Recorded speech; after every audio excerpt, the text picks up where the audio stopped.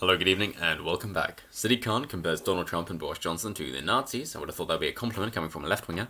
A new rant against extreme leaders, and called the US president a poster boy for white nationalism, despite the fact CNN had on Richard Spencer, asked Richard Spencer what Trump is doing for the white nationalists, the white supremists, and he said, yeah, we don't like him. He's not very good. He's not helping us at all. So, well, that kind of shot you dead in the water there, didn't it? And then what happens after that? You got right-wingers going, yeah, good stuff, freedom speech, well done. But what's your point on that? You know that you're failing, and therefore you bring on somebody else who's contentious. Understood. And what do the left wingers say? It's like, you should never give this guy a platform. So, bit of a mistake there, CNN. But anyway, let's read on. Poster boy for white nationalism who is inspiring the PM and Nigel Farage. Yes, as in the Prime Minister who was the Mayor of London before Donald Trump got into politics, and similarly with Nigel Farage who was campaigning against the EU before Donald Trump got into politics. Definitely an inspiration that way around, and not the other way around. And Nigel Farage was known as Mr. Brexit by Donald Trump during the campaign rally. Right.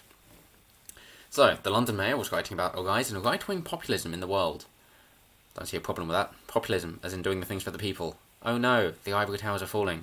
He repeatedly attacked Donald Trump and targeted Boris Johnson in the piece. As to be expected, it's just character attacks, nothing of substance. Can't even label the US president the global poster boy for white nationalism. Just emphatically wrong. He believes the rise of Trump means that the lessons of World War II are at risk. No, not at all. Just can't trust socialists. I think he's doing a good job of protecting that.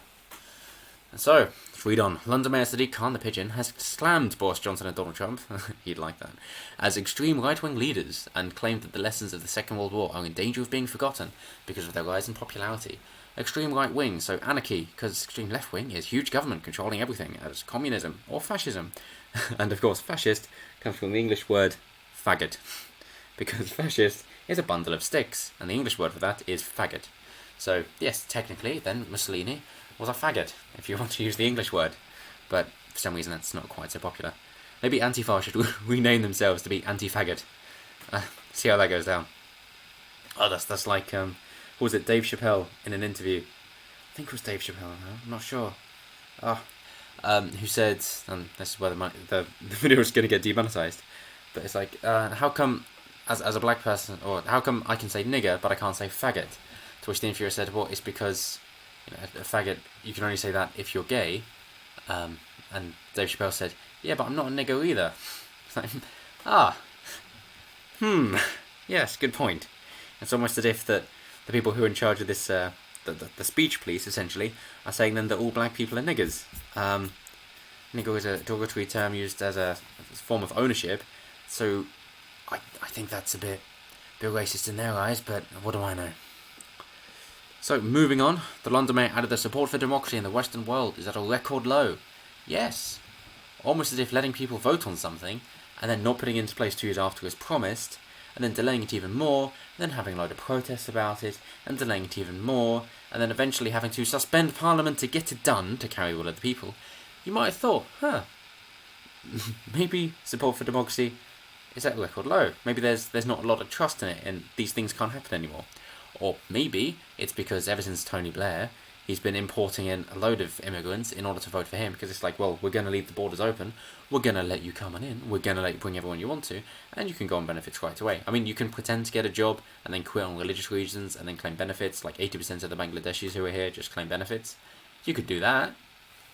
And then you've got a lovely voting block. And of course you could say, oh, it's got to support the Ponzi scheme of Social Security, and it supports the elderly and the pension funds.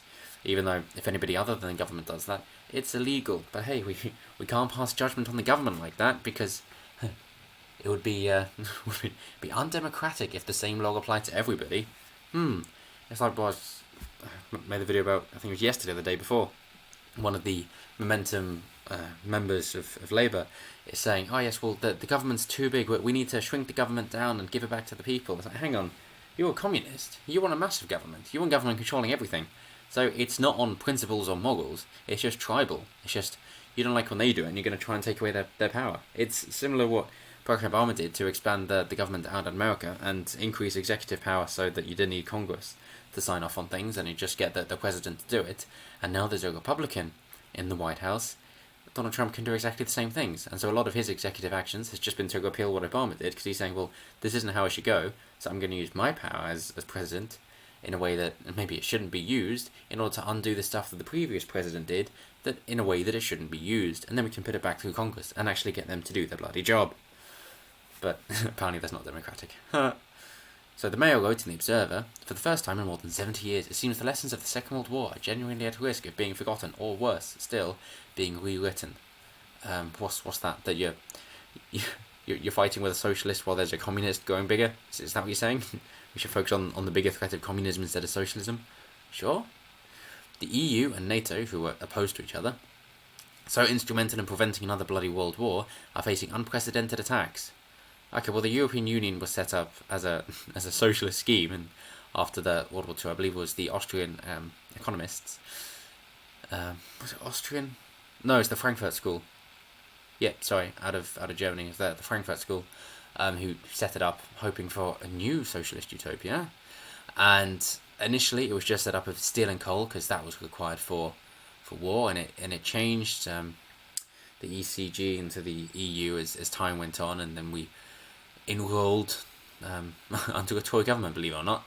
And as the EU evolved, maybe not, maybe no. Maybe now that they're trying to control everybody, and basically they're saying we're going to give you peace instead of freedom, which is kind of a throwback to the Assassin's Creed way of thinking, that they say that the Templars want peace and the Assassins want freedom, essentially. That's saying, echoing what Benjamin Franklin said, that if you try and exchange liberty for security, you'll end up with neither. It's always better to be more free, and of course there's going to be a bit of a risk, but people are better at deciding what's best for themselves than also deciding their own actions. As well, of course, bear in mind that for NATO, for the armies, global army essentially, you should pay 2% of your GDP. Almost nobody is doing that. I think Luxembourg is one of the few that are doing it. I think 2.4%. And the UK, I don't believe is hitting the target either. And so the EU wants to create their own army, which was a ridiculous idea a few years ago, but is now being put forward in broad daylight to say, yes, we should create an EU army. Okay, in which case they're against NATO. So surely then that's going against your own argument in support of the EU. I mean, this is why Corbyn's been very flip-flopping on the EU, and he's been going back and forth for at least a couple of decades, saying that he's for it or he's against it. And of course he can't come out fully in support or against of Brexit, although he seems to be trying to be against Brexit, just because he knows that they have a support of a load of the unions who want lobbying and want bigger government and want socialism and government control of everything, so that the workers can't choose things for themselves and businesses can't grow and the country has to be stalled and can't develop. They know that a lot of the people who are part of those unions actually did vote for Brexit, and therefore if Labour comes out in full force of remaining, going against the referendum, then the unions will have to as well, in which case they're going to lose a lot of their membership. So that's they've screwed themselves over, almost as if you're honest, things are going to work out better. So it says support for democracy is at a record low across the Western world. Yeah, we've been over that. And the values that define liberal democracies are under siege. From who? Liberal democracies, as in freedom of association, freedom of the press, freedom of speech. Yeah, that'll be the defined liberal democracies, as a classical liberal, as like Sargon of Akkad calls himself. It's like that's not coming from the right. Not at all. If you want to talk about censorship, okay, sure. This Tory government kicked off with David Cameron, which was basically just Tony Blair in another tie, and seeing as that the Snoopers Charter as well, which Theresa May seemed to adore, saying that yes, we're going to be able to find anything that you're doing online and then pushing you forward. Then of course hate speech laws and trying to protect the minorities, whoever that's going to be. So you could say, oh, it's the women, 51%, so whatever, we'll go with that. They're clearly an oppressed minority. Or the gays, or anyone on the LGBTQ spectrum, which of course should include S for straight, just to be really intersectional and inclusive. And of course it's the Boston Straight Pride Parade now, basically. So I look forward to reading about that tomorrow, and I'll get back to you. But yes, so who's really undermining liberal democracy, if you're getting at that, and how would you define it? I'm intrigued. He says, from the rule of law and the independence of the judiciary to a free press and a vibrant civil society. Yeah, how are you helping? And if you want to go with civil society, seeing as you're Mayor of London, seeing as the violent crime has increased substantially during your tenure, then doesn't seem like you're helping. Commenting on Johnson's controversial decision to shut down Parliament for 5 weeks before the Halloween deadline, Khan said, "Just last week we saw the disdain Boris Johnson has for Parliament and our democracy. Yes, the people voted Parliament couldn't do it, so he's saying, well, if you can't do your job, then don't bother." The London mayor said the success of Hungary's Viktor Orban, Matteo Salvini in Italy, and Marine Le Pen in France are examples of extremist far-right politicians achieving success and eroding democracy. What is far-right? Anarchy. Cool, what do you mean by it? I have no idea. No idea. Do you mean racism? So then where is a black supremacist? Are they communists then? Or are they far-right? Or what are they? And then if it's then extreme right-wing is white supremacist and extreme left-wing is black supremacist, then who's in the middle? Is that Middle Easterners? Is that Asians, Orientals, Native Americans, Australian Aboriginals? Where do they fit in? It's almost as if it doesn't make sense. But can't you think of that, can you? Far right doesn't mean anything except a bad person. That's all it means, doesn't it? But let's finish up, because he's just a stain on society, and I look forward to the day when Sadiq Khan is removed, as in voted out. Okay, just to clarify that there. You can't compare Trump's language to that of a 20th century fascist, again a socialist, not at all, and accused him of shamelessly interfering in the Conservative Party leadership race ahead of the US President's 3-day state visit to the UK in June. Well, I think it's nice to say, who are you going to get on with? Who's going to offer a good deal? I don't see a problem with that. I know that Obama was very involved in the elections beforehand, as in telling people who to vote for instead of just saying that they like this particular person. So I would be concerned with that interference, if you wish to take it that way. But again, it falls on partisan lines and it isn't any objective morality or any overriding principles. Your philosophy is non-existent. Trump also said that, okay, so Trump attacked back for being a stone-cold loser. The mayor's office immediately fired back, saying Trump was offering childish insults, which would be beneath the President of the United States. Trump also said that Khan had done a terrible job as London mayor. It's widely agreed upon. But of course, seeing as London is only 40% white British, if that anymore, that they're hoping for the Muslim majorities in order to keep him in. And of course, that's echoing Tony Blair's legacy. He added that the mayor should concentrate on tackling crime in London rather than attacking the leader of the United States. Yes, good point. Well done. Good job. At least some sense. Thank you, Trump. But anyway, that's it for now. Let me know what you think down below. What does far right even mean? Haven't been able to get anybody to give me an answer that doesn't fall apart under any scrutiny at all. So, as far as I'm concerned, far right is anarchy.